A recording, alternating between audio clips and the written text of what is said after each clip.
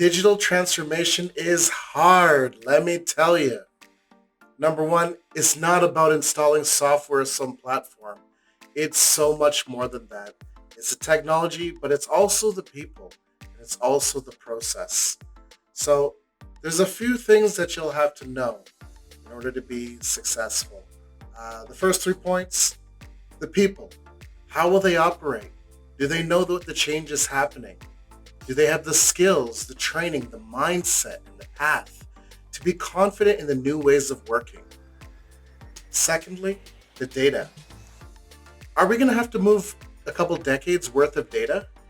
Does it need to be merged together, transformed, perhaps new dates and formats, or even unearthing old files or cases that we haven't looked at in a long time?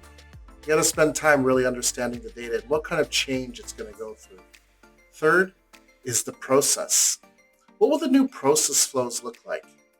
In our current state, we might receive an invoice as an attachment in email, and now people will submit that invoice online only for the data to be extracted and automatically processed.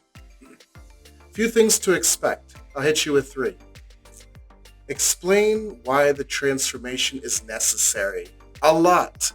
Explain why. You really have to focus on that why factor. So much so that your staff, when they're with their friends and their family, they can explain why the change is so important. Next thing, people may retire or they may leave the organization. It's inevitable. Not everyone's going to be cool with the changes that the company is going through. So obviously you want to keep people happy. You want to keep them motivated. You want to keep them feeling comforted and safe and going in a direction that the organization is going to thrive. So you can expect some degree of retirements or change. Not everyone's going to be cool with the transformation underway. The third thing is to expect the unexpected.